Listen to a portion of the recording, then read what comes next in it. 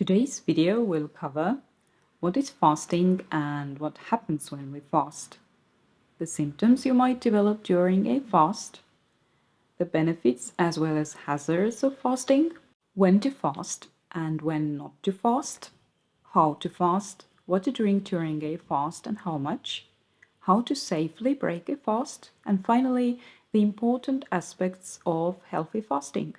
I recently did a 36-hour and a 3.5-day fast, which I'll share with you in the next video. When it's out, I'll include a link up here and in the description. By the way, I turned on the thanks button below my videos, so if you find the information useful and want to support my work, you have the opportunity by simply clicking the thanks button and choosing the amount. Now, a very important announcement.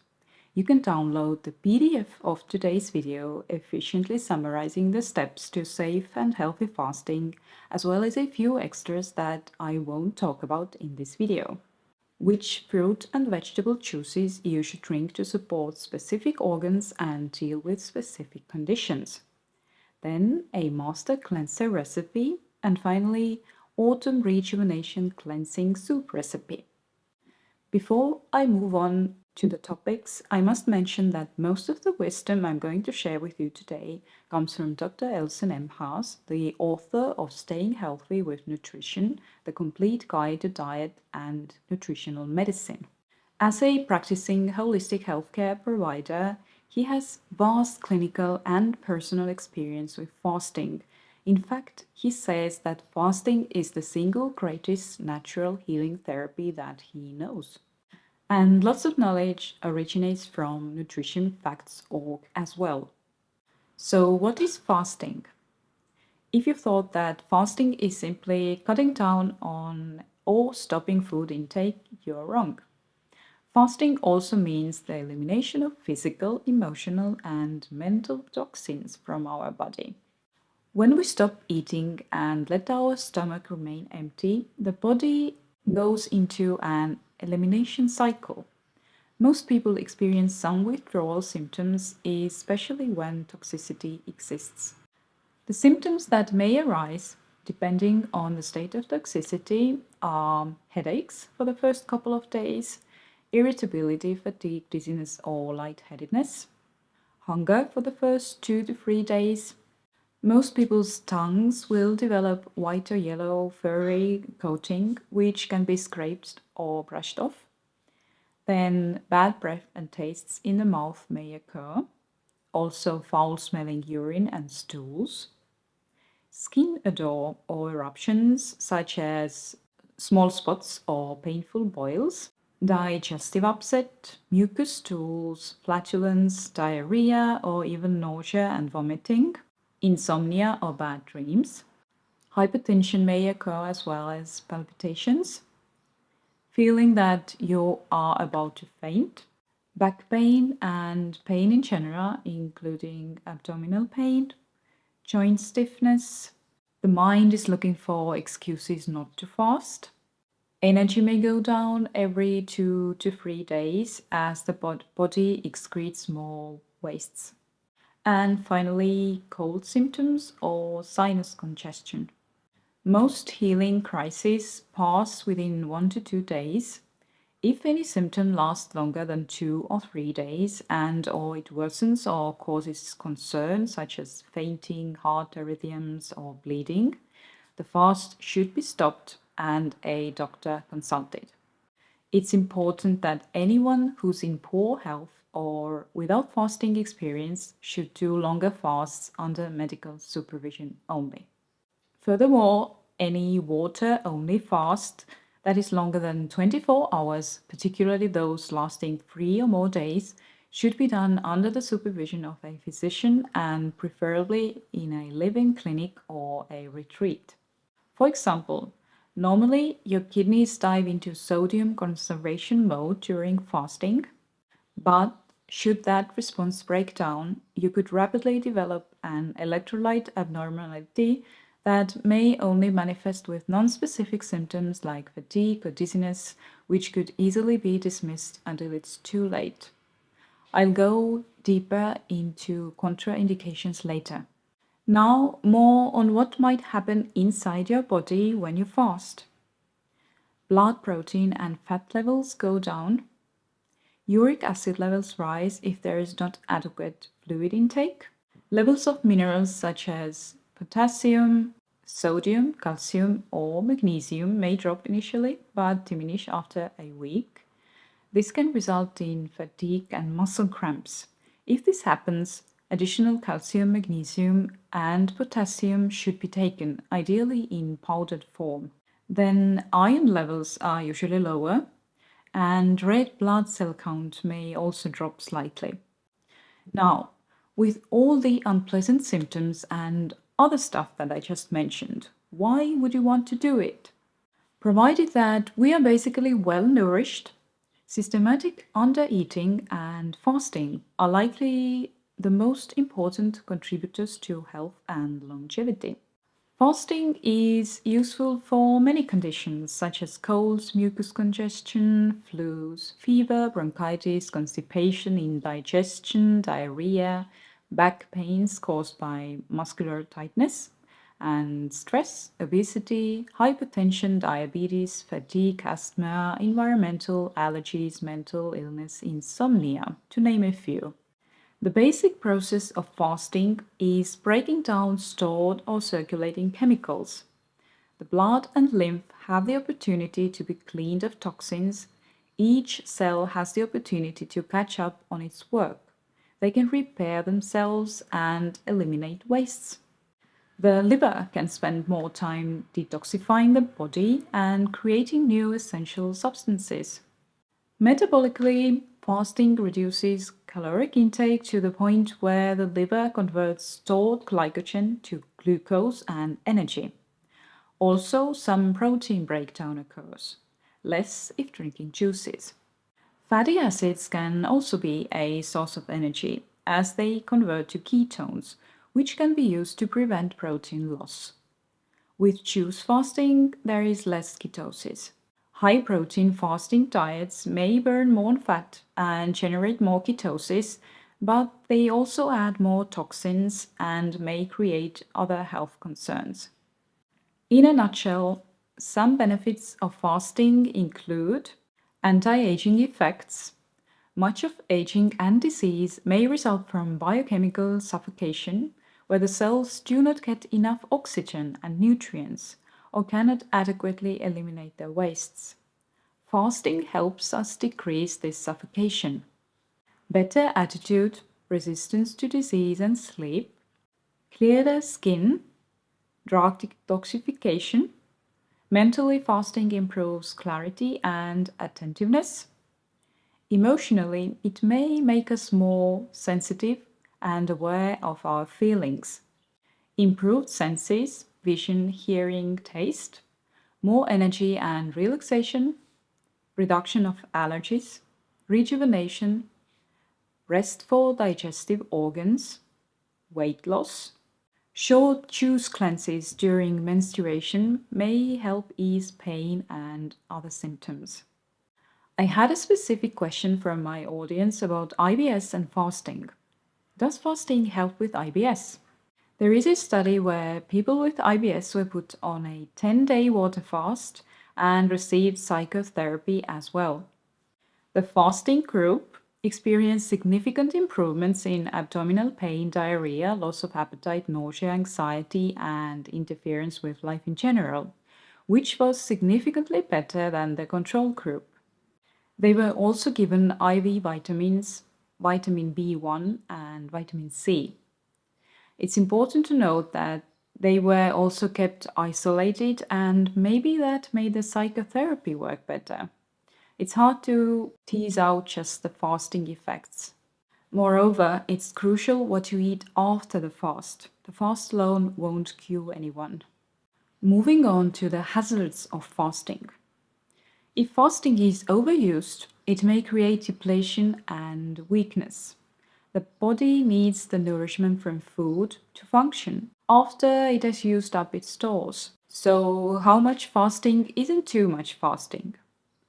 If you've fasted successfully once, you can continue with 1-day fasts weekly and 3-day fast monthly.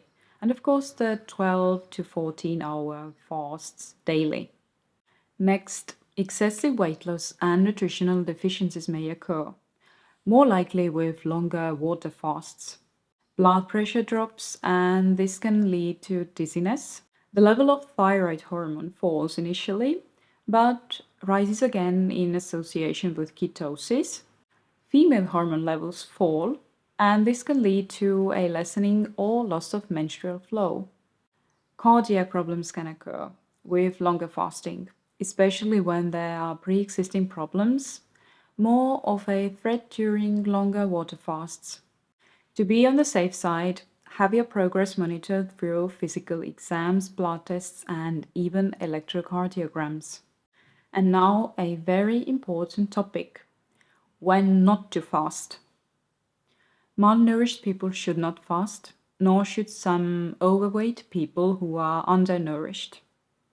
People with fatigue caused by nutrient deficiency, in case of eating disorders, with degenerative disease of the muscles or bones, underweight people, sluggish individuals who retain water or whose weight is concentrated in their hips and legs often do worse, uncontrolled hyperthyroidism, advanced liver or kidney insufficiency. If you have porphyria, it's a group of disorders resulting from a buildup of natural chemicals that produce porphyrin in your body. Porphyrins are essential for the function of hemoglobin, a protein in your red blood cells that links to porphyrin, binds iron, and carries oxygen to your organs and tissues. If you have a weak heart or cardiac arrhythmias, you shouldn't fast. Then pregnant and lactating women, people with weakened immunity, before or after surgery, advanced cancer patients. Also, you shouldn't fast in cold weather, or if you have low blood pressure, mental illness, and dementia. In case of 𝐀𝐟𝐼𝐥𝐢𝐚𝐭𝐞, which is a wasting disorder that causes extreme weight loss and muscle wasting and can include loss of body fat. Now let's talk about practicalities. How to fast. If you have never done it before or are poorly, start slow and try a shorter fast, for example 24 hours. In case you're more experienced, a stricter program can be followed. The simplest approach for beginners would be intermittent fasting, meaning you stop eating around 6-7 p.m. and fast for 12 to 14 hours and then break fast. If you want to do a water or a juice fast, you need to take some time to prepare yourself.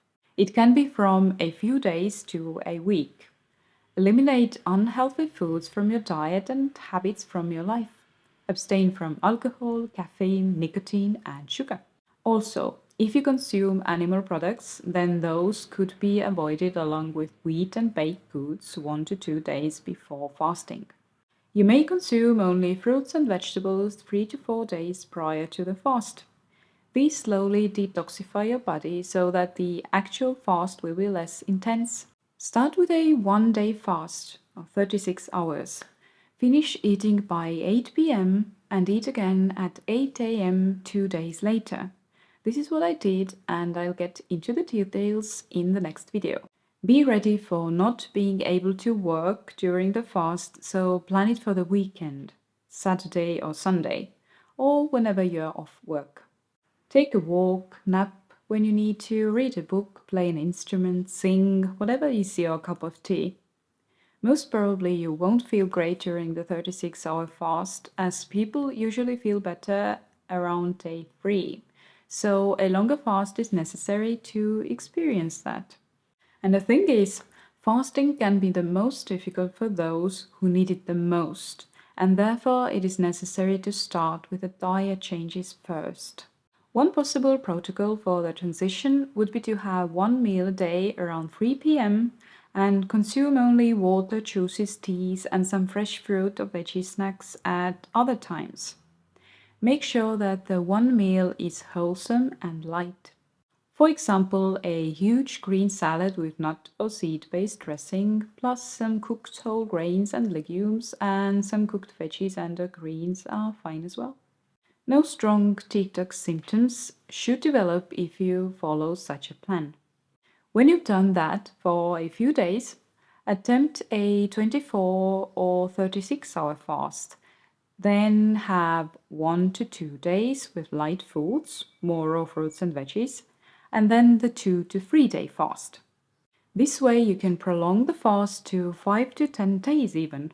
When you transition this slowly, even water fasting can be less intense.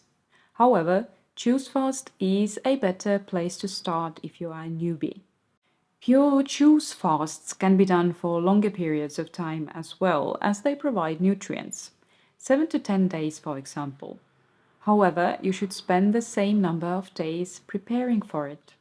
To avoid being impatient, write down a plan before you start the fast so that you have something to adhere to. Also, it's important to make notes, keep a diary about how you feel and what you experience.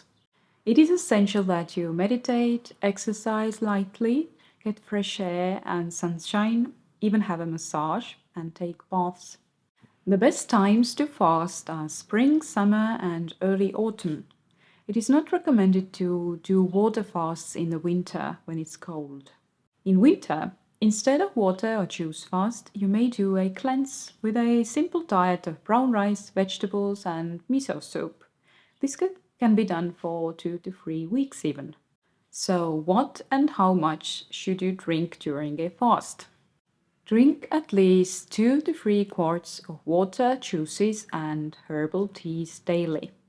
You can add lemon juice, cayenne pepper, and some honey or maple syrup to your water.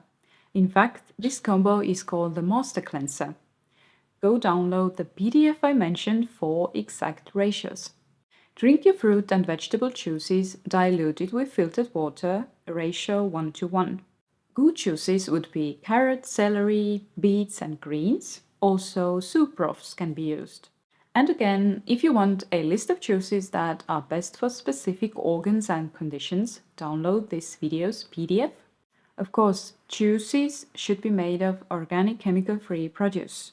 If you can't do organic, the fruits and veggies should be peeled, especially if they are waxed.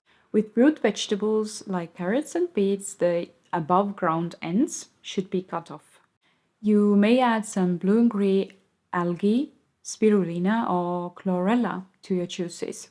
They provide more energy as they contain high-quality amino acids and are easily assimilated. On longer water fasts, vitamins and minerals must be supplemented. For example, one can develop scurvy within 4 weeks without any vitamin C, or beriberi, thiamine or B1 deficiency. This may start out even earlier in fasting patients. Once it manifests, it can result in brain damage within days, which can eventually become irreversible. To illustrate, without supplementation, hunger strikers and those undergoing prolonged fast for therapeutic or religious purposes have ended up paralyzed, comatose, or worse. How do you know if you need to fast anyway? You need to pay attention to your energy levels, the degree of congestion, as well as observing your tongue and its coating. If you are under stress, have been overindulging, or develop congestive symptoms, it's probably best to lighten your diet and possibly cleanse your body. How to safely break a fast is as important as how to safely fast. First, when to break a fast. If your energy levels go down for more than a day and if your weight gets too low, you should end the fast. If the symptoms are particularly intense or sudden, it is possible that you need food. Tongue coating can be an indicator, but not a very good one, as some people's tongues may coat very little and others will remain coated even after cleansing. If in doubt, it is always better to come off the fast and then cleanse again later. Hunger is also a good indicator. Most people lose interest in food from day 3 to 7 and then experience real deep-seated hunger again. This is a sign to eat carefully. However, occasionally people are hungry throughout the fast. Breaking the fast must be well planned and done slowly to prevent any adverse symptoms and sickness. For example, after World War II, 1 out of 5 starved Japanese prisoners of war tragically died following liberation. Now known as refeeding syndrome, multi-organ system failure can result from resuming a regular diet too quickly. The reason is that there are critical nutrients such as thiamine, B1, and phosphorus that are used to metabolize food.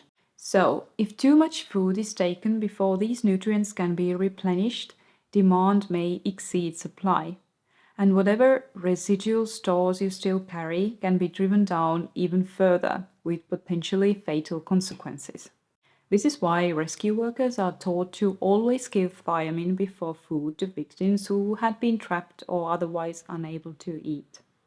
So, don't just go out for dinner, but make a gradual transition to your regular, but now better diet. It is suggested to take half of the total cleansing time to move back to your regular foods. The digestion has been resting, so it's especially important to chew the food well.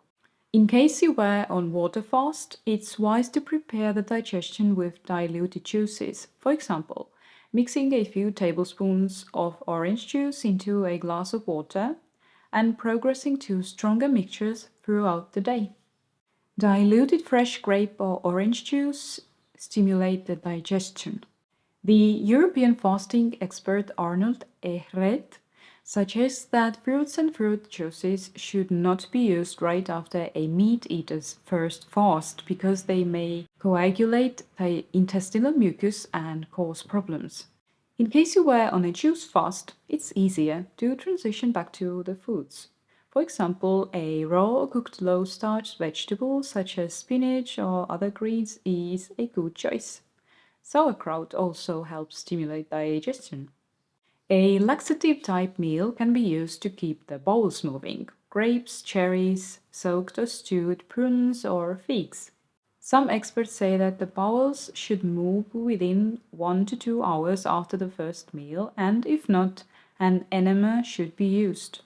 Some people do a saltwater flush before the first day of food by drinking 1 quart of water containing 2 teaspoons of dissolved sea salt. However, it does not work well for everyone, and it is not recommended for salt-sensitive or water-retaining people or for those with hypertension.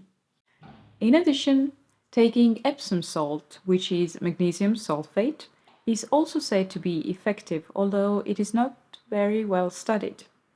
You can take it by mouth with water. Adults are usually advised to take 2 to 6 teaspoons, that is 10 to 30 grams of Epsom salt at a time, dissolved in at least 8 ounces of water and consumed immediately. You can expect a laxative effect in 30 minutes to 6 hours, so stay home. You should also know that consuming Epsom salt may produce unpleasant side effects such as bloating and liquid stool. Also, it should only be used occasionally as a laxative, not for long-term relief. No matter how you start with foods, chew well, don't overeat, and don't mix too many different foods into one meal. Start with salads and steamed veggies and eat fruits alone. By the second food day, most people tolerate well-cooked watery brown rice or millet. From there, progress slowly through grains and veggies. Also, some nut seeds and legumes can be added at this point. Reintroducing foods will give you a valuable insight of how your body reacts to different foods. Use this time to self-observe and discover specific food intolerances, if any.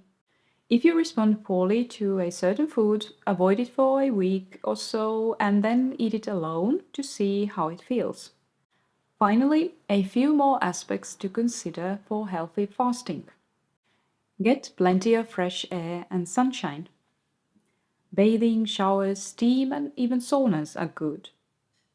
Dry brushing before shower helps. clear toxins from the skin. Exercise supports the cleansing process. Walking, cycling, swimming can be done. Feel your energy levels though. If you need to rest, rest.